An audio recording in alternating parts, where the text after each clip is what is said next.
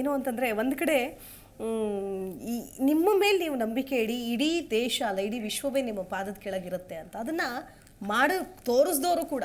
So ಪ್ರತಿಯೊಬ್ಬರು ನಾವೇನು ಹೇಳ್ತೀವಿ, ಒಬ್ಬ ಯಾರೋ ಒಂದು ಸ್ಫೂರ್ತಿದಾಯಕ ಮಾತುಗಳನ್ನು ಅಥವಾ ಈಗಿನ ಕಾಲಕ್ಕೆ ಹೇಳಬೇಕು ಅಂದ್ರೆ ಮೋಟಿವೇಶ್ನಲ್ ಸ್ಪೀಕರ್ ಅಂದರೆ, ಆ ಮೋಟಿವೇಶ್ನಲ್ ಸ್ಪೀಕರ್ಸ್ ಹೆಂಗೆ ಅಂತಂದರೆ ಅವ್ರಿಗೆ ಮೋಟಿವೇಶನ್ ಮಾಡೋದಷ್ಟೇ ಕೆಲಸ.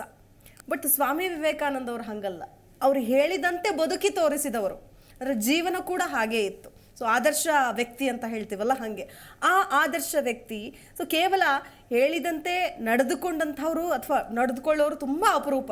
ಬಟ್ ಹಾಗೆ ನಡೆದುಕೊಂಡಂತಹ ವಿವೇಕಾನಂದ ಅವರ ವಿಚಾರಗಳು ಎಲ್ಲೋ ರಾಜಕೀಯ ವಲಯದಲ್ಲೂ ಕೂಡ ಬಹಳಷ್ಟು ಕಡಿಮೆ ಆಗ್ತಾ ಇದೆಯೇನೋ ಅಂತ ಅನಿಸ್ತಾ ಇದೆ. ನೀವು ಈ ಕ್ವಶನ್ ತುಂಬ ಅತ್ಯುತ್ತಮವಾಗಿ ಕೇಳಿದ್ರಿ ಮೇಡಮ್.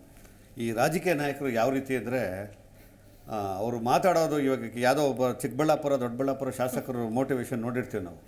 ಅವರು ಮಾತಾಡೋದು ಯಾವ ರೀತಿ ಲೆವೆಲ್ ಮಾತಾಡ್ತಾರೆ ಅಂದರೆ, ನಾನು ಏನೋ ದೊಡ್ಡದಾಗೆ ಎಲ್ಲ ನಾನು ಹೇಳೋದೆಲ್ಲ ಕರೆಕ್ಟಾಗಿದೆ, ನಾನು ಮಾತಾಡೋದೆಲ್ಲ ಕರೆಕ್ಟಾಗಿದೆ. ಆದರೆ ಅವರು 3 ಲಕ್ಷ ರೂಪಾಯಿ 4 ಲಕ್ಷ ರೂಪಾಯಿ ಫೀಸ್ ತಗೊತಾರೆ. ಬಡ ವಿದ್ಯಾರ್ಥಿಗಳಿಗೆ ಫ್ರೀ ಕೊಡ್ಬೋದಲ್ಲ. ಮಾತಾಡೋದಕ್ಕಿಂತ ಕಾರ್ಯಗತವಾಗಿ ಮಾಡೋದಿದೆಯಲ್ಲ ಮೇಡಮ್, ಅದು ಬಹು ದೊಡ್ಡ ಮುಖ್ಯ.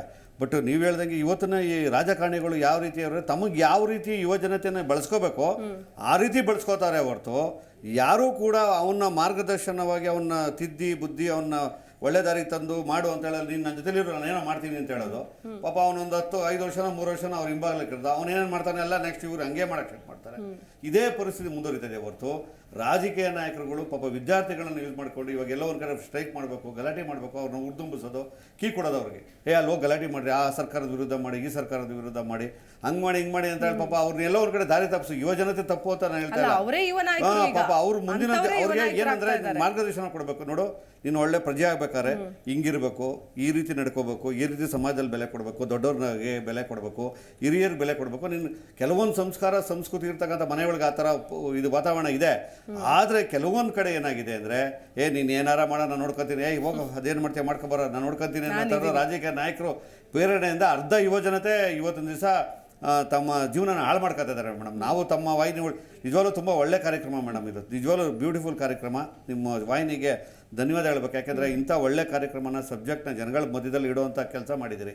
ಈ ಯುವಜನತೆ ಇವಾಗಾರೆ ಎಚ್ಚೆತ್ಕೊಂಡು ನಾವು ಅವ್ನ ಮಾತು ಅವ್ನು ಏನೋ ಒಂದು ಹೇಳ್ತಾನೆ, ಹೌದು ನಾನೊಂದು ಹೇಳ್ತೀನಿ, ಏನೋ ಯಾರೋ ಒಂದು ಹೇಳ್ತಾರೆ, ಅದು ಹೇಳಿದಾಗ ಅವನ ಹತ್ರ ಆ ಮಾತು ಕೇಳಬೇಕಾ ಬೇಡವಾ, ನಾವು ಏನು ಮಾಡಬೇಕು ಮಾಡೋದು ಬೇಡವಾ, ಅವನ ಜೊತೆಲಿ ನಾವು ಹೋದ್ರೆ ನಮ್ಮ ಭವಿಷ್ಯ ಏನು ಅಂದರೆ. ನೋಡಿ ಮೇಡಮ್, ಇವಾಗ ನಾನು ಒಂದೇ ಒಂದು ಹೇಳ್ತೀನಿ. ಒಬ್ಬ ಲಾರಿ ಡ್ರೈವರ್ ಮಗ IASಗೆ ತಯಾರಾಗ್ತಾನೆ.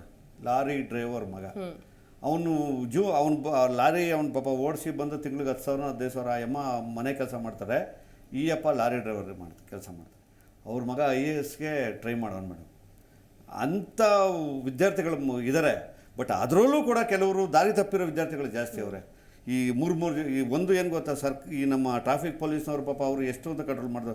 3 ಜನನ ಹಾಕೊಂಡು ಹೋಗೋದು, 4 ಜನನ ಹಾಕೊಂಡು ಹೋಗೋದು, ಗಾಡಿ ಓಡಿಸೋದು, ಎದ್ವಾದ ತಂದೆ ತಾಯಿಗಳಿಗೆ ಬುದ್ಧಿ ಇರಬೇಕಲ್ಲ ಮೇಡಮ್. ಅವ್ರ ಕೈ ಗಾಡಿ ಕೊಡಬೇಕಾ ಬೇಡವಾ ಅನ್ನೋ ಮೊದಲೇ ಬುದ್ಧಿ ಇರಬೇಕಲ್ವಾ. ಈ ಥರ ದಾರಿ ತಪ್ಪಿಸೋ ತಂದೆ ತಾಯಿಗಳ ಜವಾಬ್ದಾರಿನೂ ಜಾಸ್ತಿ ಇದೆ. ಹೀಗಾಗಿ ಎಲ್ಲೋ ಒಂದು ಕಡೆ ಈ ವಿವೇಕಾನಂದರ ಆದರ್ಶವನ್ನು ಪಾಲಿಸಿದ್ರೆ ಖಂಡಿತ ಅವನು ಭಾರತ ದೇಶ ಅತ್ಯುತ್ತಮ ಪ್ರಜೆ ಆಗೋದ್ರಲ್ಲಿ ಯಾವುದೂ ಆಶ್ಚರ್ಯ ಇಲ್ಲ. ಪ್ರತಿಕ್ಷಣದ ಸುದ್ದಿಗಾಗಿ Zee Kannada news app download ಮಾಡಿ. Live TV, latest updates, entertainment, lifestyle, technology ಸುದ್ದಿ ನಿಮ್ಮ ಅಂಗೈಯಲ್ಲಿ.